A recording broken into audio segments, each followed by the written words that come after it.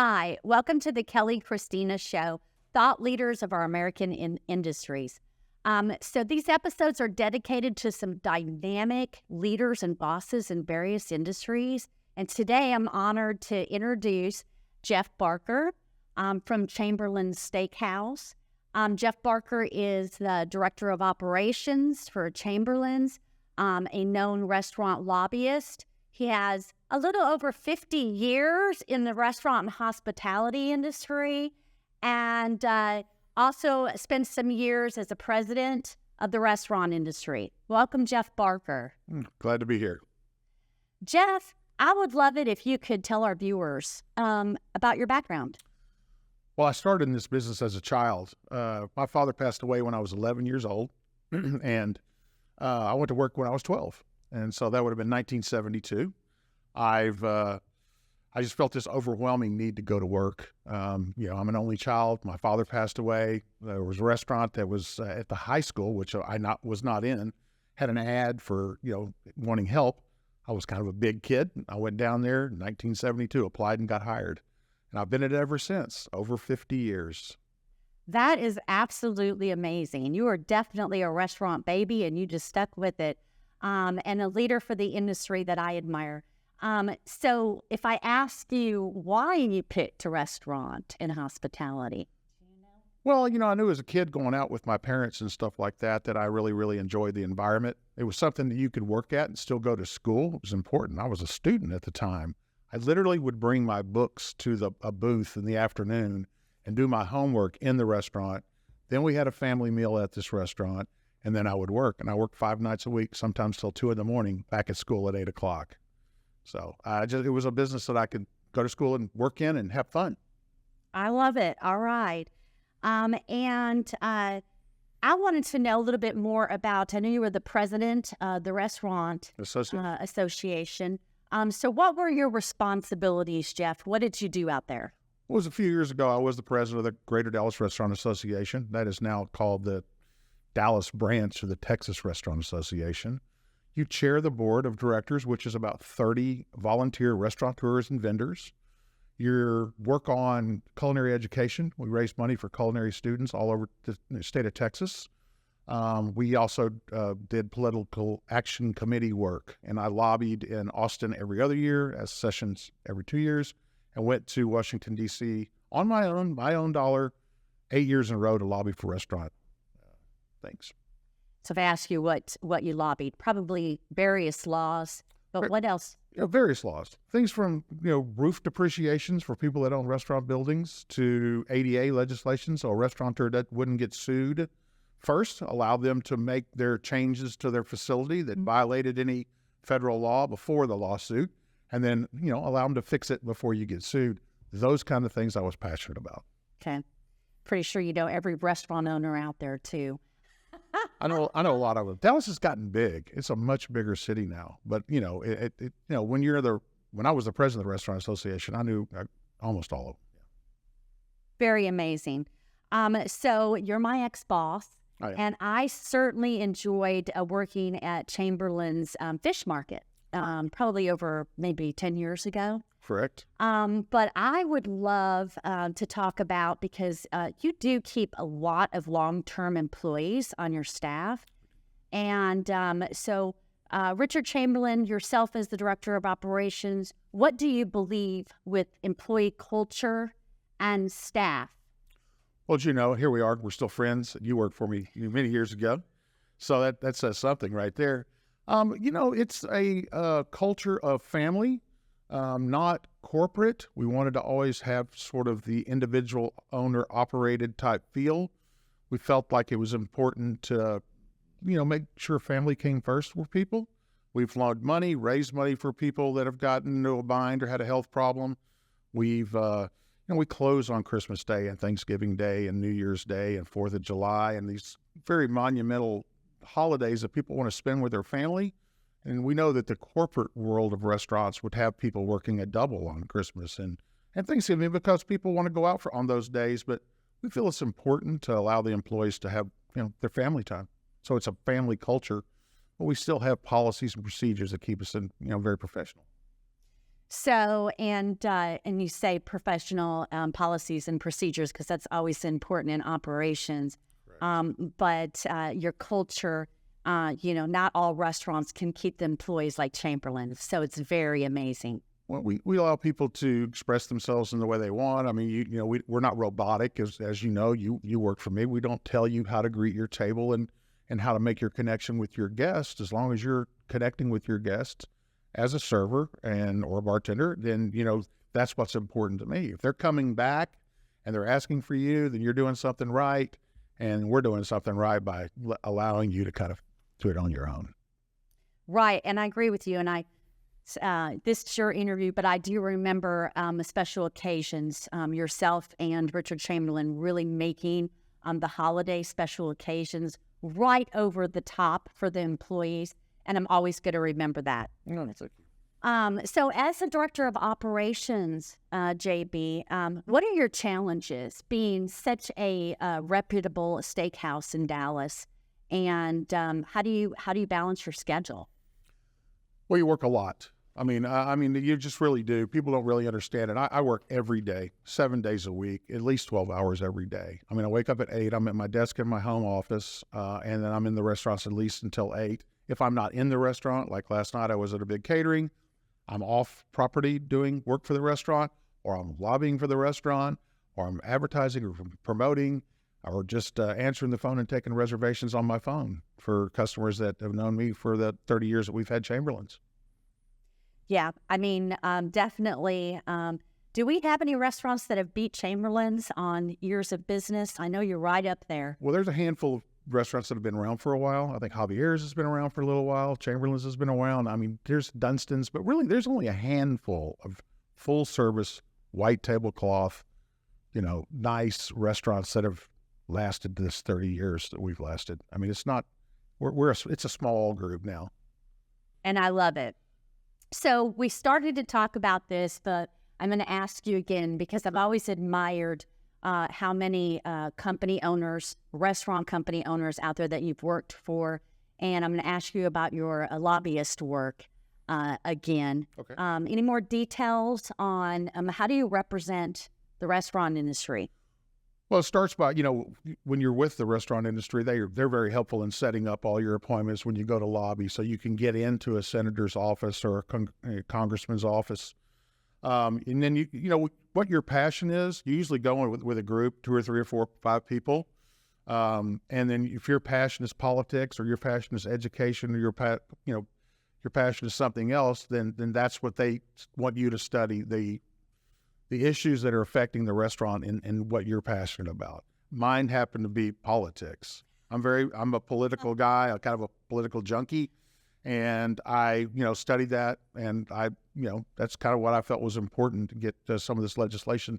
You're never really going to win anything. It's just not get hurt. That's what you look at when you go into lobby. You're trying to make sure legislation doesn't happen that's going to affect you in a negative way. You rarely are going to change legislation. You might be able to stop some bad business legislation for a restaurant.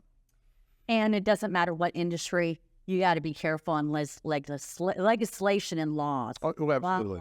You do. You do. It's really important. Some decisions are made that can really vastly, change your business model. If it, it just can. There can be things that can come up that can, really affect your business and the industry as a whole. So as a group, you want to go and let your representatives know how you feel about whatever legislation is in front of you. And there's always, there's 2 sides to every coin. One side's just trying to keep the restaurants afloat. And, we're the largest employer, I think, one of the largest employers in America. Right. I mean, everybody, it's just one person off of a restaurant. Their kids work in a restaurant, or they did when they were growing up, or, whatever. It's touched all of our lives. Hey, I wouldn't make it without the restaurant industry. And if you think about it, hospitality entertains the entire country. It does. So very important industry.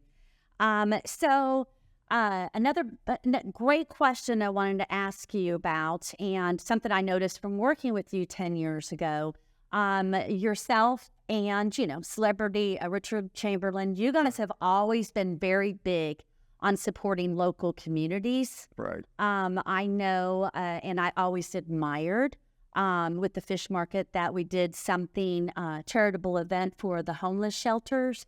And I just want to ask you, I know that business has changed up a little bit since the pandemic. Correct. But what are your thoughts on making a difference in local communities? Well, you've got to give back to your community. There's just no way you can be in a business for 30 years. At least we feel like you can't be in a business for 30 years. Richard Chamberlain, my business partner, and I are very charity, effective. I mean, we love kids charities. One that's really close to us, charity, is American Heart Association. That's big. That's national. But we chair Côte d'Coeur. Richard's the lead chef. That raises millions, $5-6 million a year for heart research.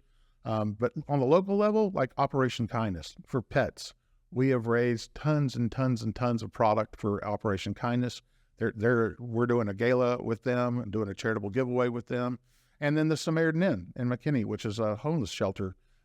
You remember doing all the food drives. We would fill up 5 or 6 pickup trucks full of food and take it up to McKinney for the homeless shelter, the transitional homeless shelter up there, which is really, really, it's a good feel. It's the right thing to do. Yeah, you do the right thing out there. Thank you. But you definitely are a leader on taking care of local communities and charities. So bravo to you. Thank you very much. Thank you. So JB, Jeff Barker, I started in restaurants when I was 15 myself. Back in the day when you could start 15, you started at 12. My first career was restaurant management. I have a hotel restaurant business degree. And I know we share some, similar thinking. I feel like everybody out there in the entire country at some point should have to work, whether it's beginning career, mid, or the end. The service industry, the tipped industry. I think it's a great learning experience and an opportunity to learn what it's like to take care of the guests. What are your thoughts? Well, I agree with you. I think we talked about this a little earlier. If you're working for tips, you're really working for the generosity of others. Mm-hmm. I mean, you need to really make these people feel like that they need to give you money out of their pocket for providing them with a service. I don't care if you're, having somebody handle your bags in a hotel, or you're it's your waiter in a restaurant, or your bartender, or your hairstylist, whatever that is. If you've worked for tips, you have a soft spot in your heart for those that work for tips. And there are millions of them in America that do that.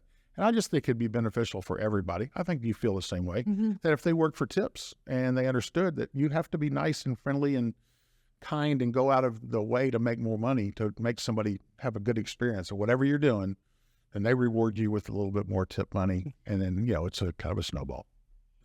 And I agree. And, the other thing is that, when you're talking about tips, it's not just even the restaurants, it's the hotels, it's Uber, it's your taxis, it's our tipped hairstylists. Think about it. What is the tip percentage? Because if you've worked to that, then you do consider that. Where some people think, hey, I'll throw 10% on the table and I'll save money, and you're actually not taking care of the other people out there that are working. Would you agree? I totally agree. There are people that will just think a $5 tip is good, regardless of the size of the guest check. Those people, I can guarantee you, have never worked for tips. No, they haven't. You would never tip somebody 5% or 3% or 10% if they gave you a good service in whatever they're doing, bartending, waiting, cutting your hair, driving an Uber. You can't be well taken care of and then not reciprocate and at least financially help those people out. It just doesn't work out. I agree. And I think that everybody should try to pay it forward in other industries and don't just walk out there thinking about yourself, right? That's correct. Absolutely correct. So I know a lot of industries are still feeling the fallout of the pandemic. And I'm just kind of wondering, as a leader for the restaurant industry, what kind of challenges are out there with our restaurants and, out there for the owners right now? Well, I can tell you, since the pandemic, there was a large shift of people out of the industry. People couldn't, restaurants were closed or they were down to 25%, and you couldn't do anything but to-go service, which you don't really need a big staff for. So we lost a lot of people to jobs that were data entry or things that you could do that weren't around the public. And some of those people never came back. I think the biggest challenge right now is supply chain issue. You cannot just go out and get any refrigeration unit you might want for your restaurant or any piece of equipment. I mean, you have to kind of take what's out there instead of the selections that we had pre-pandemic. Also, product, liquor, beer, wine. There are certain beverages, spirits that you cannot order or they're allocated. And this was not a problem before the pandemic. You just picked up, ordered what you needed, and served it. Now you have to fight for it, beg for it, ask for it, go over people's heads, do whatever it takes to fill your restaurant full of all the product you need. It's really challenging. Extra layers of work to get the traditional job done, right? A lot more work. I mean, you have to hunt down things that you used to be able to just make a click on your computer to buy. Now you have to hunt it down, find it, and beg for it, and see if you can get what you need. And it's the harder you work, the more successful you're going to be at that. But it used to be you just came in and placed orders and things came in. That is not the case anymore, unfortunately. I feel like everybody's working about double time every day just to get the normal level of business done. You're right. Now, people are having to work overtime and then, work more than they were working before to get things done because, like I said, you could just click a key on your computer and order something, and now you have to kind of, you might spend 3 hours tracking down something that used to be a 2-second project. And it is more difficult, and it's more competitive, and it's way more corporations, more big money is getting into these restaurants. And then, you have to stay competitive with those guys when you're a little guy like me. Well, you're the little big guy. Come on, Jeff Parker.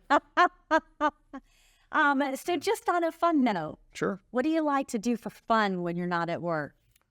Well, fishing a whole lot. Okay. I fish a bunch. I was actually, in the last 6 weeks, I've been to Belize and to Roatan, Honduras fishing. But that's something that Richard and I do together. We have we're partners in a little boat in South Texas. We like to go down and fish for redfish and trout. And, that kind of gets you out of the restaurant. You cannot take a call when you're 3 miles off the coast of anywhere, especially, if you're waist deep in water catching fish. It makes you leave the restaurant behind. It makes you concentrate on what you're doing. And if you're out of town, they just have to take care of it while you're gone. Don't call me and tell me the restaurant's on fire. Call the fire department. that kind of thing. I'm fishing. So that's that. And then I enjoy my home, and I've got a dog that I love to play with in the pool, and the normal stuff like that. But when I get a chance to go fishing, I do, and that's kind of what takes me to a good spot. Do you find it challenging with all of your responsibilities for balance of life as a boss? Very. It's very hard, especially the work-life balance. Challenges. I've been married for 35 years.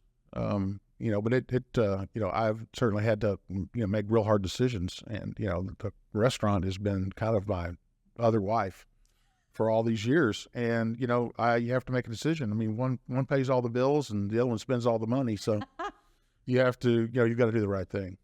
So it's hard. That part's hard. I think that you're probably a winner on long-term stability in both workplace and marriage.